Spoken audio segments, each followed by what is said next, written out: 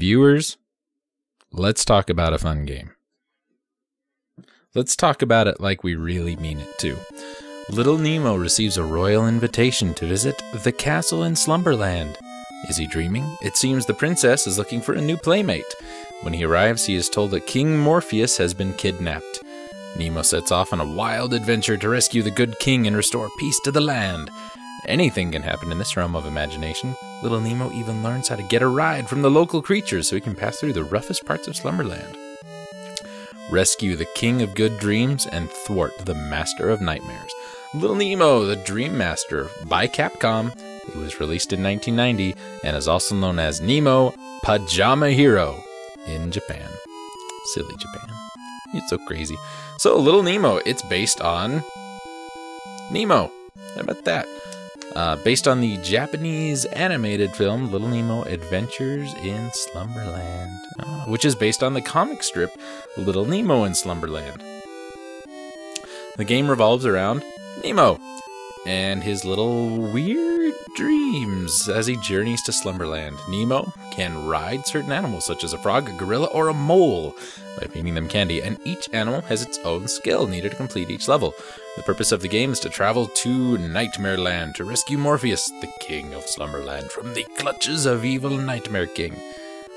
Little Nemo, made by Capcom, excuse me, plays kind of like a Mega Man game in where you don't get to choose your stages, but you do get different abilities throughout the course of the game. It's a 2D platformer. In each level, Nemo has to collect a specific number of keys, which are scattered around the levels, which are very large levels, by the way. And the number of keys you need to finish each level is not indicated anywhere on the screen. You actually have to get to the door to see how many keys you need to collect. The player has to look through each level, normally left and right, but also up and down. Throughout each level, you will encounter animals, which, after being fed 3 or 4 pieces of candy, will allow Nemo to use their powers. Sometimes using the animal powers is necessary, while others simply make things a little easier. Now, the animals have a longer or shorter life bar than Nemo. Some of them, some abilities are vital, such as challenging Some abilities are vital to get through some of the challenging obstacles, and enemies are almost infinite. It's a pretty hard game. It's only got about 8 levels, 10 if you count the last level being split up into multiple parts. I remember playing this game and finishing it when I was a youngin'. I'll be damned if I know how I did it now. This game kicks my hinder. But something interesting about Nemo. Little Nemo, possibly the longest, I hate to say longest running comic character in American history, because while he did run for a very long time, 22 years, he wasn't picked up again until, quite some time later, but he is a very well-established character, we will say it that way. The comic strips were created by Winsor McCay, and they originally appeared in the New York Herald and William Randolph Hearst's New Yorker American newspapers.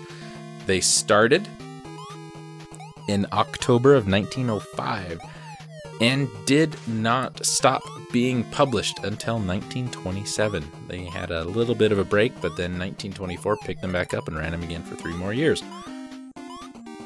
The original comic revolved around Nemo, which means nobody in Latin. The purpose of the early dreams Nemo was having was to reach Slumberland, the realm of King Morpheus, and become the new playmate for his daughter, Princess Camille. The last panel of each strip was always one of Nemo waking up, usually in or near his bed, and often being scolded or comforted by one of the grown-ups of the household after crying out in his sleep and waking them. This is true in the game as well. The earliest strips, the dream event will come up would always be some sort of mishap or disaster that seemed to lead to serious injury or death, such as being crushed by giant mushrooms, being turned into a monkey, falling from a bridge, being held up by slaves, or gaining 90 years in age. Now, giant mushrooms make an appearance in this game. First stage, being turned into a monkey, makes an appearance in this game, you could say, as you get to ride a gorilla. Later on, Nemo finally does reach Slumberland, and he was constantly being woken up by Flip, a character who originally wore a hat that had "Wake Up" written on it. Flip became one of the comic's more repetitive characters, usually seen as kind of a hobo-y kind of clown, and he does make an appearance in the game and in the movies as well. Little Nemo, honestly, is a really fun story. And oddly enough, the game came out before... The game came out in America before the film did. There was an arcade game released in 1990, just simply called Nemo. Throughout the years, various pieces of Little Nemo merchandise have been produced. We had a Little Nemo in Slumberland in 3D by Blackthorn Publishing in 1989. This reprinted all the old Little Nemo issues with 3D glasses, postcards, collector set, which included a VHS movie, the storybook, a cassette soundtrack, because this was the early 90s. And in 2001, Dark Horse Comics had a Little Nemo statue and lunchbox. Yeah. The characters and themes from the comic strip were used in a song called Scenes from a Night's Dream, written by Phil Collins of Genesis and Anthony Banks, also of Genesis, on their 1978 recording, And Then There Were Three. So, Little Nemo, probably more interesting as a person, well, you know what I mean, as a literary character and all the influences it has had than a video game character. Still, video game, very, very fun, very hard, but doable. It is doable. If I could beat this when I was 10, you can beat it now. I could probably do it too. I've actually sat down and tried. Problem was, I used to rent games back then, so I had a mission. I have 3 days. I have got to finish this game. And now it's like, I'll do it later, because I'm old now. Anyway, game generally got around an 8 out of 10, and I would agree with that. I would give it an 8 to an 8.5 out of 10. Give it a try. I think you'll like it.